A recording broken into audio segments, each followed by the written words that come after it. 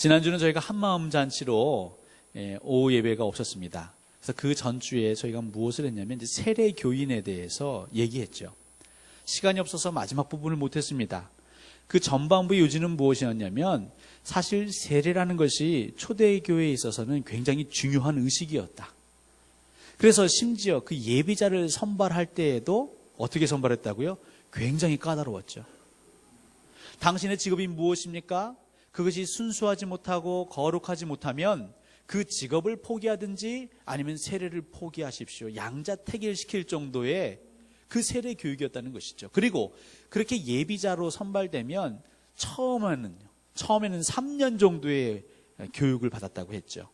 물론 그것이 세월이 지나면서는 그 사람의 신앙의 정도에 따라서 조율할 수 있지만 어쨌든 그냥 세례를 남발하지는 않았다는 것이죠.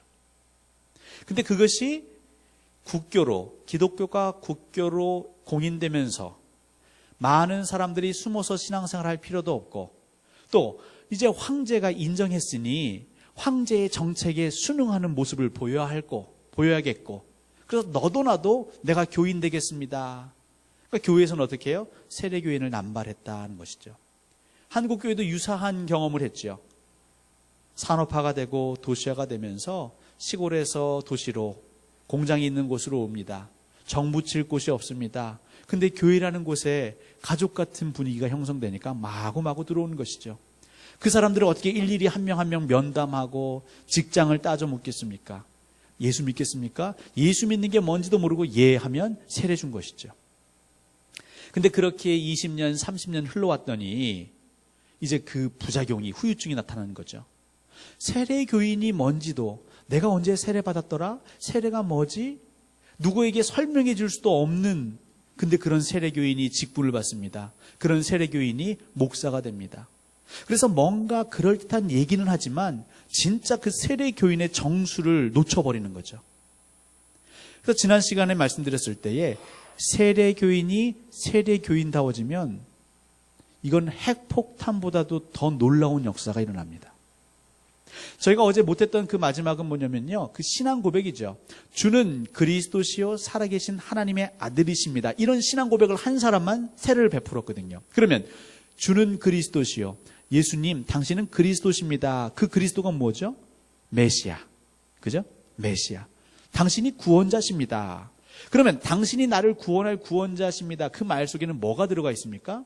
나는 당신이 아니면 구원받을 길이 없는 죄인입니다라는 고백이 함께 묻어 있는 것입니다. 그러니까 신앙 고백, 나는 죄인입니다. 나는 정말 철저히 죄인입니다. 내가 어떻게 구원에 이를 수 없습니다. 선을 쌓을 수 없습니다. 덕을 쌓을 수 없습니다. 좀 심하게 말하면 나는 구제불능입니다. 그런데 예수님, 당신이 내 안에, 내가 당신 안에 거하면 예수님을 영접하면 저는 구원받을 수 있습니다. 그러면서 하나님의 아들이시요. 이 성부, 성자, 성령 삼위일체를 고백하고 온 땅의 우주 만물의 창조자이시며 우리 인류를 구원하시는 구원자, 이걸 고백하는 사람에게 세례를 베푼다고 그랬습니다. 그럼 오늘 저희가 나눠드린 유인물을 보시면요. 세례교인이 가질 수 있는 가장 큰 무기가 있죠. 세례교인이 가질 수 있는 가장 큰 무기.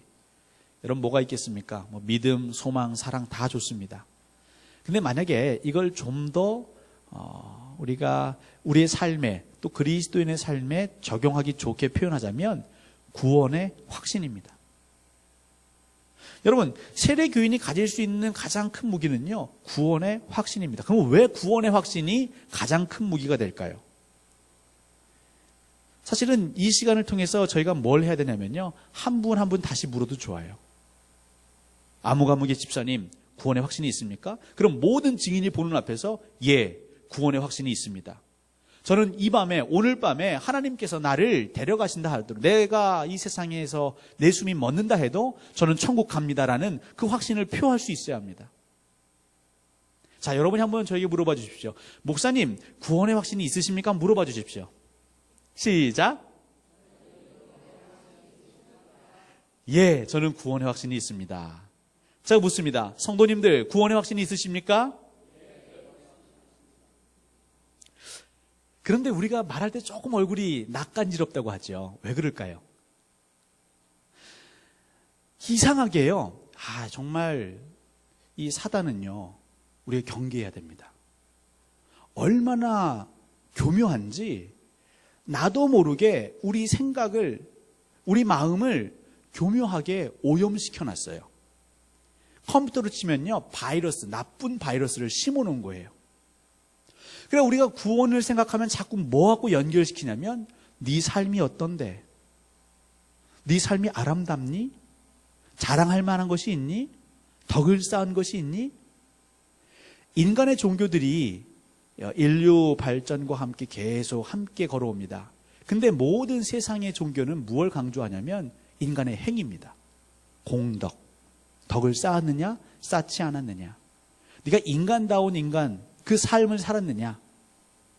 그래서 그것이 안 되니까 뭘 하라는 거예요? 재물을 대신 바치라는 거예요. 근데 우리 하나님께서 말씀하시는 구원은 사실 거기에 있지 않죠. 그건 이따 다 다룰 것이기 때문에 그건 좀 넘어가고요. 결국 구원의 확신.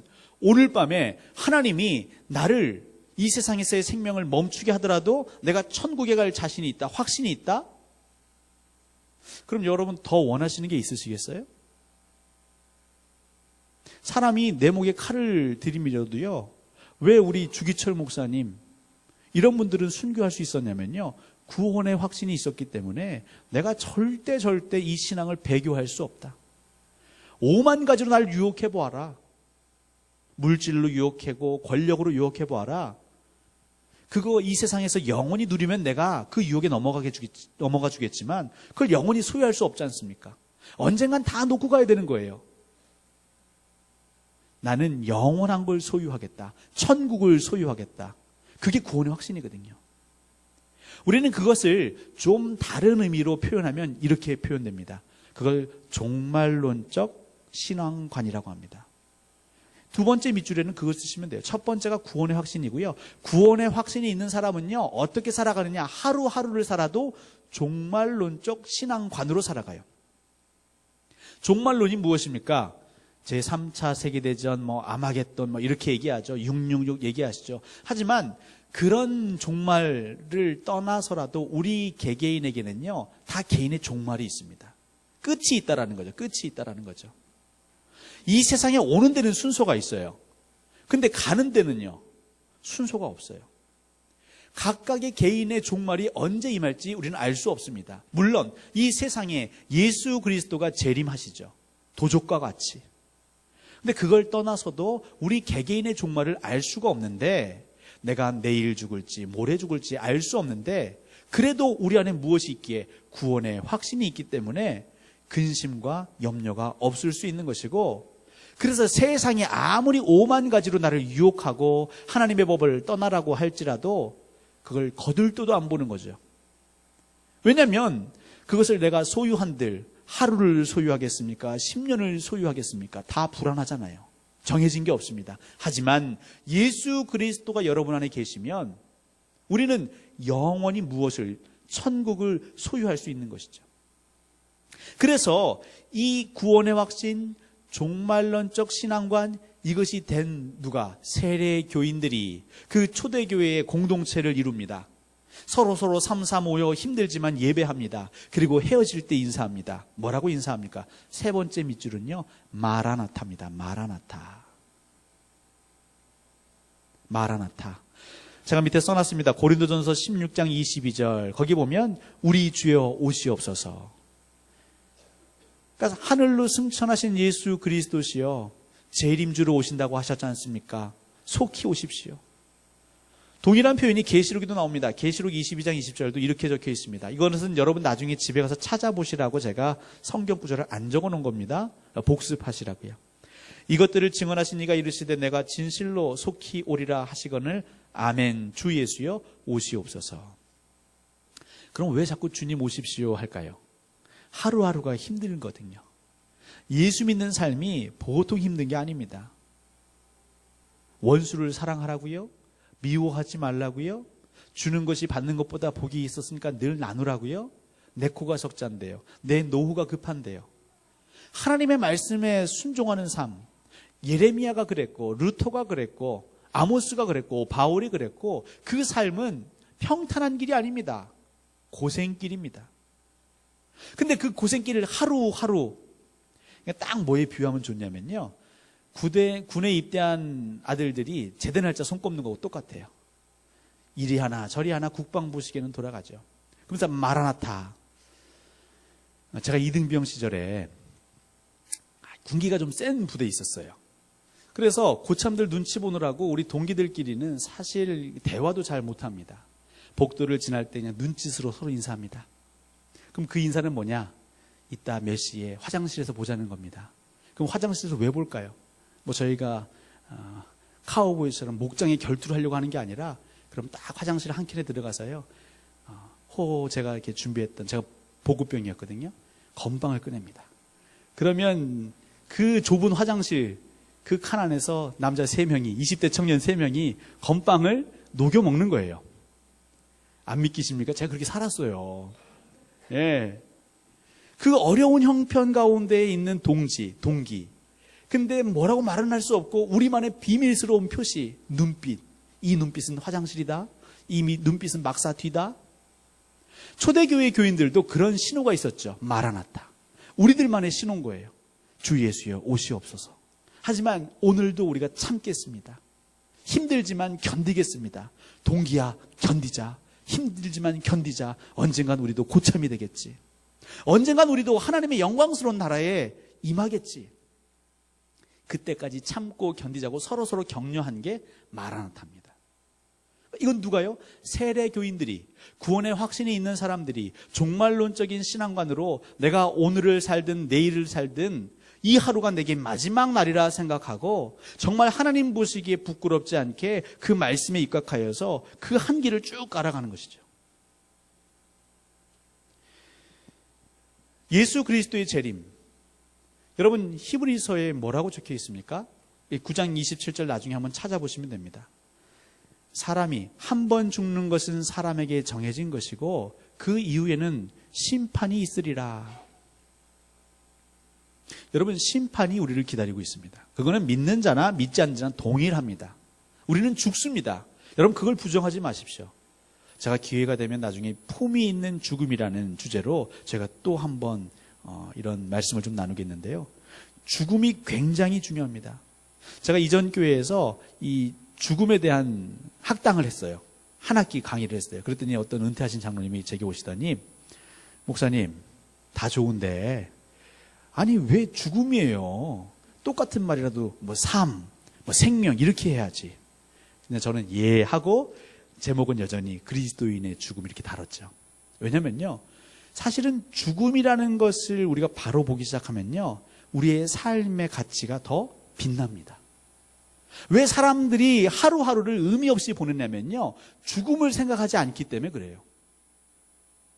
가장 힘든 고통과 고문이 무엇이냐면요, 끝없이 노역시키는 겁니다. 뭔가 성과가 쌓여지는 게 없이 늘 반복되는데 이루어지는 게 없어요. 공허함. 그러면서 착각하는 거죠. 나는 영원히 살 것 같은 착각. 여러분 사람에게 한 번 정해진 게 있는데 그건 죽음입니다. 그리고 반드시 심판이 있습니다. 근데 그 심판이 누구의 심판이냐? 마태복음 25장 31절 33절 제가 읽어드리겠습니다. 인자가 자기 영광으로 모든 천사와 함께 올 때에, 여기서 인자는 예수 그리스도를 가리키는 것이죠. 천사와 함께 영광 중에 이 땅에 오신답니다. 처음에 오셨을 때는 영광 중에 물론 나름의 영광이 있었지만 아는 이가 별로 없었어요. 그때에 자기 영광의 보좌에 앉으리니, 이 땅에 오시면요, 예수 그리스도가 그 보좌에, 권세 있는 자리에, 심판자의 자리에 앉으신다는 거예요. 그래서 뭘 하시느냐? 모든 민족을 그 앞에 모으고 모든 민족이 그 앞에 다 모이는 겁니다. 이제 심판받는 거죠. 각각 구분하기를 목자가 양과 염소를 구분하는 것 같이 하여 양은 그 오른편에 염소는 그 왼편에 두리라. 이게 뭘 의미하냐면 예수 그리스도가 이 땅에 재림주로 오셔서 심판을 하시는데, 그때는 이 심판을 피할 사람이 없어요. 모든 사람이 다 심판을 받는 거예요. 근데 딱 오른편 왼편 갈라진다는 거죠. 마가복음 13장 24절부터 27절 같은 내용입니다. 그때에 그 환란 후 해가 어두워지며 달이 빛을 내지 아니하며 별들이 하늘에서 떨어지며 하늘에 있는 권능들이 흔들리리라. 그때에 인자가 구름을 타고 큰 권능과 영광으로 오는 것을 사람들이 보리라. 또 그때에 그가 천사들을 보내어 자기가 택하신 자들을 땅 끝으로부터 하늘 끝까지 사방에서 모으리라. 성경은 끊임없이 얘기합니다. 하나님은 끊임없이 얘기합니다. 무엇을 얘기하냐면 예수 그리스도의 재림을 얘기합니다. 이것이 굉장히 비상식적이고 비과학적이고 비논리적인 것 같은데요. 그럼 제가 한번 여쭤보겠습니다. 여러분의 인생이 다 상식적으로, 논리적으로, 과학적으로, 자연적으로 다 설명 가능한 일만 일어나십니까? 우리는 그렇다고 생각하는데요. 실상 그것도 착각입니다. 좀 더 깊이 들어가 보면요. 말로 설명할 수 없는 일들이 일어나고 있죠. 생명. 여러분, 생명의 근원을 어떻게 설명하시겠습니까? 생명의 생성과 생명의 소멸을 어떻게 표현하시겠습니까? 이건 신비입니다. 좀 안 좋게 말하면 미신이라고 할 수 있겠죠. 설명할 수 없습니다. 예수 그리스도의 재림은요, 분명한 것입니다. 원수는, 마귀는 이것을 부정하게 하는 것이죠. 엉터리다. 이건 옛날 2000년 전에 설화다. 그 당시의 문학이다. 그걸 그대로 문자적으로 해석하는 것 어리석은 짓이다. 예수님이 언제 오냐? 말세는 없다. 그냥 노세 젊어서 놀고 늙어지면 못 놀아니 놀아라. 먹어라 마셔라 하는 것이죠. 그때 예수님께서 히브리서 10장 19절에서 하나님 말씀하십니다. 그러므로 형제들아 우리가 예수의 피를 힘입어 성소에 들어갈 담력을 얻었나니. 이제 이게 우리의 구원과 관련된 것이죠. 예수의 피, 이 피는 결국 유월절 얘기를 끄집어 옵니다. 이스라엘 백성들이 출애굽할 때 하나님이 하나님의 백성과 그렇지 않은 백성들을 이제 마지막에 10번째 재앙에서 구분할 때 무엇로 구분하시냐면 그 문설주 좌우 임방에 그 어린 양의 피를 발랐느냐 바르지 않았느냐. 여러분, 이스라엘 백성들 중에 다 그 마음이 동하여서 하나님 말씀에 아멘하고 순종하고 정말 의심이라고는 눈꼽만치도 없어서 다들 그 피를 발랐을까요? 저는 그렇게 생각하지 않습니다. 개 중에는요, 못마땅한데 이걸 하자니 짜증나고 근데 안 하자니 지금까지 9번까지의 재앙을 봤을 때 애매하기도 하고, 그렇게 주저할 때 옆에 있는 아내가 뭐해 얼른 발라.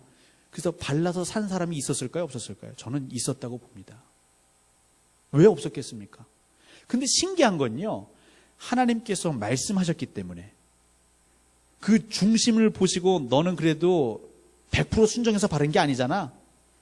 얼떨결에 바른 거잖아. 그럼 너도 죽어. 너 장자도 죽어. 이게 아니잖아요. 하나님이 말씀을 뱉으셨기 때문에 그냥 그 말씀대로 그 문 임방의 좌우 설주에 예수 어린 양의 피가 묻어 있으면 그 재앙이 넘어갔어요. 그 장자가 살았어요. 이게 기독교의 구원입니다. 너의 의도가 무엇이었느냐, 너의 속마음이 무엇이었느냐를 따지는 게 아니라, 그래서 예수 그리스도를 네가 영접했느냐 안 했느냐, 입으로 시인했느냐 안 했느냐, 이게 참 복음인 것이죠. 그러면서 여기서는 성소에 들어갈 담력이라고 표현했죠. 성소, 거룩한 지성소죠. 하나님의 임재가 있는 곳입니다. 그래서 사실 제사장들도요, 쉽게, 물론 성소에는 들어갔지만 지성소에는 1년에 한 번 들어가죠. 하나님의 임재함으로 두렵고 떨렸거든요. 근데 거기에 들어갈 담력, 예수의 피가 있기 때문에 우리는 거기에 들어가도 무사할 것이다. 히브리서 10장 35절입니다. 그러므로 너희 담대함을 버리지 말아라. 이것이 큰 상을 얻게 하느니라. 지금 계속해서 담대함을 얘기하고 있습니다. 담대함. 그러면 이 담대함이라는 건 어디서 생기는가? 저는 중학교 때 이렇게 수련회 가면 꼭 그 산에 있는 기도원으로 많이 갔었던 것 같습니다. 그러면 수련회가 뭐 3박 4일이다 그러면 3일째 되는 밤에 꼭 선생님들이 밤에 아이들을 한 명씩 혹은 두 명씩 어디 코스로 보내죠. 막 중간에 막 휴지도 떨어지고요. 흰옷 소복 입은 사람도 나타나고요. 막 공동묘지도 지나가고요. 근데 여러분, 그때 담력이 어디서 생기냐면 나 말고 또 다른 사람이 함께 있으면 담력이 생기죠. 혼자는 너무 무섭습니다. 여러분, 예수의 피는 무엇을 의미합니까? 예수님이 나를 위해 돌아가셨고 그 예수 그리스도가 나와 지금도 함께 하신다. 그의 살을 우리가 먹고 그의 피를 우리가 마심으로 우리가 예수와 하나가 되고, 우리 역시도 말씀을 순종함으로 그 예수와 하나가 되고, 나는 혼자 살아가는 것 같지만 사실은 내 곁에 누가 있냐면 예수 그리스도가 계시다. 이걸 믿는 것. 그러니까 담력이 생기는 거예요. 여러분, 구원의 확신은 그렇습니다. 여러분이 뭘 잘해서가 아니라 그냥 예수가 나와 함께 계시구나.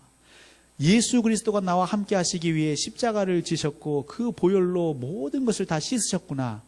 이걸 인정하는 것입니다. 자, 구원에 이르는 길, 이제 구체적으로 들어가는 것이죠. 에베소서 2장 8절 9절, 이거는 저희들의 암송 구절입니다. 1:1 암송 구절에서 많이들 알고 계실 거예요. 우리 식당의 문에도 아마 붙여 있을 겁니다. 너희는 그 은혜에 의하여 믿음으로 말미암아 구원을 받았으니 이것은 너희에게서 난 것이 아니요 하나님의 선물이라. 행위에서 난 것이 아니니 이는 누구든지 자랑하지 못하게 함이라. 근데 사실 이것을 늘 암송하면서도 구원의 확신을 물어볼 때에 자신 없이 아니면 뒤끝을 흐리는 이유는 바로 여기에서 늘 걸려요. 행위에서 난 것이 아닌데 자꾸 나는 나의 행위를 기억합니다. 내가 말씀을 지켰던가? 내가 말씀을 순종했던가? 내가 정말 하나님 말씀하신 대로 사랑하는 삶을 살았던가? 나 스스로 내 행위를 점검하는 거죠. 유대인들, 종교 지도자들, 서기관들, 물론 그들이 구원의 확신이 있었는지 없었는지 저는 알지 못하겠지만, 근데 한 가지 의심되는 점은 하나 있습니다. 그건 뭐냐면 그들이 처음부터 끝까지 자꾸 정죄했어요. 그건 뭐냐면 그 한 사람 한 사람의 행위를 지켜보고 그 행위에 대해서 평가를 했다는 것이죠. 평가를. 왜 평가를 했느냐? 네가 하나님의 선민으로서 하나님의 거룩한 백성으로서 그렇게 행동하고도 무사할 줄 아느냐? 우리의 구원은 행위에서 난 것이 아닙니다. 그래서요, 세례 교인들은요, 정말 구원의 확신 가운데 이 구원이 내 행위에서 난 것이 아니라 하나님이 주신 은혜로, 그냥 예수 그리스도의 보혈로 거저 얻어진 거라고 정말 믿는 사람은요, 내 옆에 누가 조금 부족하고 모자라도 그걸 탓하지 않아요. 나도 구원받았는데 저 사람도 구원받겠지. 그 마음이 있습니다. 세례 교인은 그래요. 구원의 확신이 있는 사람은 그렇게 살아간다고요. 종말론적인 신앙 가운데 서로 마라나타 격려하는 신앙의 동기들은 그렇게 살아가는 겁니다. 그런데 그렇지 않은 세상의 종교, 세상의 문화, 무엇보다 사단의 그 괴계에 빠져 있는 사람들은요, 자꾸 거기에 하나를 바꿔놓죠. 그래도 양심이 있지. 그래도 하나님 말씀이 10개면 하나 정도는 지켜야 되는데 넌 하나도 못 지키잖아. 그리고 무슨 세례교인이야. 그러면서 무슨 목사라고 그래. 네가 설교할 자격이 있니? 여러분, 언제서부터인가 우리가 자격을 따지기 시작했습니다. 그 자격을 따진다는 건 기준이 있는 것이고 그 자격과 기준은 누군가 평가한다는 것이죠. 그럼 우리 인생을 평가한다? 사실 그게 심판이죠, 심판. 아담이 실수한 게 뭔지 아십니까? 아담이 따먹은 게 뭐예요? 선악과, 하지만 더 정확히 선악을 알게 하는 과실을 따먹었어요. 다시 말해서 선악을 알게 하는, 선악을 분별하는 그것마저도 내가 소유하고 싶다는 거예요. 근데 그 선악은 누가 오로지 하셨냐면 하나님만 하시는 거예요. 하나님만이 하나님의 영역으로 그걸 두신 거예요. 선한 것과 악한 것은 나의 영역이다. 구원과 심판은 나의 영역이다. 근데 인간이 그것마저도, 하나님의 영역마저도 내가 취하려고 하는 것이죠. 그러니까 지금도 아담 후에 그 원죄의 속성이 있어요. 판단하고 평가하는 거예요. 정죄하는 겁니다. 그럼 정죄하는 나는 그 사람보다는 높다. 나중에는요, 거의 내가 하나님과 같이, 내가 예수 그리스도 재림주인 것처럼 다 판단하고 평가하죠. 그것이 원죄의 뿌리인 겁니다. 그래서 세례교인은 엄밀한 의미에선 평가할 수도 없고요. 예수 그리스도가 나와 함께 하시는 걸 묵상할 때마다 어떻게 내가 구원받을 수 있지? 나 같은 죄인이? 그런데 저 옆에 사람을 탓한다고요? 저 사람이나 나나 그렇게 다른 게 없는데요. 요한복음 1장 12절 13절입니다. 영접하는 자 곧 그 이름을 믿는 자들에게는 하나님의 자녀가 되는 권세를 주셨으니 이는 혈통으로나 육정으로나 사람의 뜻으로 나지 아니하고 오직 하나님께로부터 난 자들이니라. 하나님의 자녀가 되는 권세, 구원의 확신은 믿음의 가문에서, 목사의 집안에서, 제사장의 가문에서 났다고 자동으로 보장되는 게 아니라는 거죠. 우리 흔히가 말하는 모태신앙이라고, 유아 세례 받았다고 그게 되는 게 아니죠. 우리가 선을 많이 쌓았다고, 선행을 많이 했다고 보장되는 게 아닙니다. 물론 여기에서 이제 질문하죠. 그러면요, 예수 그리스도의 복음이 전해지기 전에 이순신 장군은 세종대왕은 어떻게 됐을까요? 항상 그걸 묻는 분들이 계세요. 그분들은 예수를 몰랐지 않습니까? 여러분, 그건 하나님께 맡기세요. 우리가 믿는 하나님이 정말 정의로우시고 공의로운 하나님이시라면 그 부모에 대한 심판도 아주 공명정대하게 하셨을 겁니다. 단 예수 그리스도는 확실하다, 의심의 여지가 없다는 거예요. 그러니까 우리가 지난 우리 조상들의 구원의 문제는 사실 확실히 말할 수가 없죠. 하지만 지금 우리의 문제는 확실히 말할 수 있어요. 예수를 알고 있느냐, 그 예수와 동행하고 있느냐, 예수와 함께하고 있느냐. 여기에서 행위는, 구원에 있어서만큼은 행위를 여러분 떼버리세요. 떼버리세요. 아유, 목사님 무슨 소리예요? 행함이 없는 믿음은 죽은 거라고 하지 않았습니까? 그건 나중에. 그것은요, 이 구원의 확신에 정말 그 신비 가운데 계시는 분들은요, 말하지 않아도 그의 삶이 예수님을 닮아가게 되어 있거든요.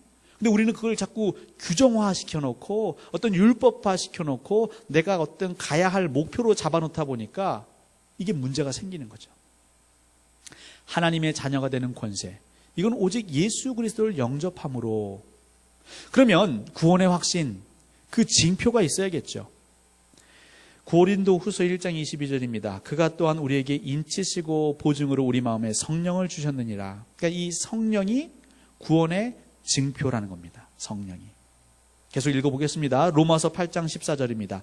무릇 하나님의 영으로 인도함을 받은 사람은 곧 하나님의 아들이라. 성령을 받은 사람, 그래서 성령을 받은 사람은 그 성령이 우리를 보호하시고 인도하시는데 바로 그 인도함을 받는 자가 하나님의 아들이라. 그럼 마지막 절까지 읽은 다음에 제가 종합적으로 설명을 드릴게요. 베드로전서 5장 8절부터 9절입니다. 근신하라, 깨어라, 너희 대적 마귀가 우는 사자같이 두루다니며 삼킬 자를 찾나니 너희는 믿음을 굳건하게 하여 그를 대적하라. 이는 세상에 있는 너희 형제들도 동일한 고난을 당하는 줄을 알미라. 무슨 얘기를 하고 있는 거냐면요, 지금 이 세상에 보이지 않는 것 같지만 우리 주변에 우는 사자와 같이 굶주려 있는 거예요. 굶주려 있기 때문에 먹이를 향해서 울부짖는 겁니다. 우리를 삼키려고, 잡아먹으려고, 우리를 믿음에서 떠나게 하려고, 실족하게 하려고. 그래서 이 마귀는요, 굉장히 꾀가 깊지요. 거짓말하는 자고요, 속이는 자입니다. 우리가 당해낼 수가 없습니다. 보이스 피싱 정도가 아닙니다. 목사도 속습니다. 그리스도인, 교회들도 다 속아 넘어갈 수 있을 정도의 아주 괴계가 있는데요, 이 마귀가 우는 사자같이 우리를 주위를 뱅글뱅글 도는 거죠. 그 틈을 호시탐탐 노리는 겁니다. 그런데 구원받은 자는, 구원의 확신이 있는 하나님의 자녀는 성령을 인치심으로 받았대요. 성령의 인도하심을 받는데요. 아주 쉬운 예로요, 주일학교 아이들에게 한번 물어보십시오. 얘들아, 마귀는 교회 오는 걸 좋아할까 싫어할까? 여러분 어떨까 할까요? 좋아할까요 싫어할까요? 예, 싫어하죠. 왜일까요? 교회에서 말씀 선포하잖아요. 말씀 선포. 하나님의 말씀이 선포되잖아요. 그러면 믿음은 어떻게 납니까? 잘합니까? 말씀을 들으면서 잘하는 거예요. 세상 얘기가 아니라 하나님의 말씀을 듣고 또 듣고 반복하면 나도 모르는 사이에 믿음이 자라요. 그럼 사단은요, 이 믿음이 자라는 걸 눈뜨고 못 보죠. 그러니까 어떻게 해요? 모든 수단과 방법을 동원해서 말씀을 못 듣게 해요. 내가 습관적으로 교회에 온다? 여러분 그걸 습관이라고 하십니까? 아니에요. 엄밀한 의미를 말하면 성령님이 여러분을 지켜주시는 거예요. 보이지 않는 사단이요, 지금도 엄청나게 침략하려고 호시탐탐 노리고 있다니까요. 그리고 공격해요. 근데 나는 방어하지 않았는데 하나님이 보내주시는 천사와 하나님의 군대가, 그 성령님이 지켜주셨기 때문에 여러분들이 못 느끼고 아주 평안하게 여기 와 계시는 거예요. 지금 전쟁이 휴전 상태죠. 남과 북이 대치이긴 하지만. 그럼 북한이 가만히 놀고 앉아 있는 겁니까? 쟤네들이 왜 미사일 쏩니까? 왜 간첩을 난파합니까? 어떻게 해서든지 이 남한을 전복시켜 보려고요. 근데 우리 일반 시민들은 모르죠. 그럼 우리나라는 어떻게 하고 있습니까? 국정원을 통해서, 국방부를 통해서, 한미연합사를 통해서 보이지 않지만 보이지 않는 곳에서 치열하게, 요즘은 컴퓨터로도 우리를 지키고 있는 거예요. 그래서 우리 국민들이 아무런 불편함 없이 살아가는 거죠. 근데 그걸 가지고 아유 뭐 나라가 하는 게 뭐가 있어? 국가가 하는 게 뭐가 있어? 이렇게 말한다고요? 그거는 몰라도 뭘 한참 모르는 거죠. 여러분들이 교회에 와서 예배드린다? 봉사하고 이 오후 시간, 이 화창한 날 교회로 가지 않고 이 자리에 계신다? 이건 기적입니다. 어떤 기적이냐? 성령의 인도하심을 받지 않고서는 이렇게 할 수가 없어요. 물론 그러면 용서하십시오. 그럼 떠난 자들은 성령의 인도하심을 안 받은 거냐? 그건 아니죠. 그건 아닙니다. 그렇게 또 판단하거나 정죄하지 마십시오. 우리 여기 있는 자들만 생각하자고요. 그러니까 여러분, 내가 예수 그리스도를 믿는다고 말은 했지만 내가 이 말대로 살았나? 언행이 일치가 되었나? 물론 그건 귀하지만 그것 때문에 내 구원의 근간이 흔들린다는 것은 그건 마귀의 공격이에요. 그럼 그럴 때마다 우리가 어떻게 방어를 해야 되느냐? 내가 지금 여기 와 있지 않느냐? 너는 이 원수 마귀야. 너는 내가 말씀을 듣지 못하도록, 복음에서 떨어져 있도록 5만 가지 일들을 다 하지. 근데 내가 여기 와 있는 건 뭘로 설명할래? 하나님의 영이 나와 함께 하시고 성령이 나를 지키시고 인도하셨기 때문에 내가 여기 와 있는 것 아니냐. 이것이 증거다. 때로는 몸이 아파서 못 올 수도 있죠. 그런데 내가 아파 있는 그 병상에서도, 그 침상에서도, 그 가정에서도 그 성전을 사모하며 예배하고자 하는 이 마음, 넌 이걸 무엇으로 설명할래? 성령이 나와 함께 하지 아니하시고 성령이 내게 인치지 아니하셨으면 내가 어떻게 이룰 수 있겠니? 그러니까 내 주위에서 얼쩡거리지 말고 가버려. 마귀는요, 우리의 약점, 너 그렇게 살았어? 우리의 삶이 그렇게 은혜스러운가? 아름다운가? 이걸 하나 가지고 앞으로도 계속 질질 물고 늘어질 겁니다. 믿지 않는 사람들이 교회, 야 니네나 잘해라. 말도 많고 탈도 많은 교회 무슨 구원이 있냐? 네 교회가 구원이 있느니 차라리 내가 나이트클럽을 가겠다. 그런 사람들이 있거든요. 하지만 더 중요한 건, 그렇지, 우리 안에 부족함이 있지. 그런데 이런 부족한 자들에게 예수 그리스도의 피를 묻히셔서 구원하시겠다는 그 하나님 도통 이해가 안 가네. 하나님, 제가 그 하나님을 더 가깝게 만나게 해주시고, 그러면 이 구원받은 자로서, 구원의 확신이 있는 자로서 덕이 되는 삶을 살게 하옵소서. 이제는 우리의 2차적인 결단이 되겠죠. 그래서 세례교인이 세례교인 되면요, 정말 교회는 무서운 힘을 발휘하는 겁니다. 세상이 어떻게 우리를 유혹할 수 없어요. 흔들 수 없어요. 쉬운 말로 죽으면 되지. 죽기 살기를 한번 해보자. 나는 죽으면 천국 가는데, 이 땅의 것이 하나도 아깝지 않은데, 사실 좀 아깝습니다, 저는. 예. 하지만 그럼에도 하나님이 자꾸 우리 안에 성령으로 아까워하지 말아라. 이 땅의 것을 아까워하지 말아라. 이 땅의 것, 그렇게 애지중지하는 것 다 풀처럼, 들처럼, 꽃처럼 사라지고 마를 것이다. 여러분이 애지중지하는 그 자녀들, 크면요 시집장가 가고 부모 곁을 다 떠나죠. 그러니까 무엇 하나 우리 곁에 남아있는 게 없습니다. 근데 왜 그걸 지키려고 아둥바둥 하시고 더 나아가서 우리 주 예수 그리스도를 영접하지 않으십니까? 지금 이 자리에 굉장히 많은 분들이 앉아 계세요. 하나님은 한 사람만 변해도 세상이 변한다고 하셨는데, 여기 있는 분들이 세례 교인으로서, 이제 세례 받으실 분도 있죠, 입교하실 분도 있죠, 포함해서 정말 세례 교인으로서 종말론적인 신앙으로, 구원의 확신으로 살아가신다면요, 세상이, 이 온 세상이 우리를 감당하지 못합니다. 여러분 은혜를 구하십시오. 하나님, 오늘도 내일도 세례교인 되게 하옵소서. 구원의 확신 가운데 거하게 하옵소서. 비록 저의 아직 못된 구습, 습관 혹은 성품이 있습니다. 고치지 못한 게 있습니다. 안 고쳐지는 게 있습니다. 그래도 저를 주의 자녀 삼으시고 권속 삼으시고 이렇게 성령의 증거로 이 자리에 나오게 하시니 감사합니다. 구원의 확신으로 여러분 또 우리에게 허락된 그 6일의 삶을 승리하시기를 주님의 이름으로 간절히 소원합니다. 기도하겠습니다.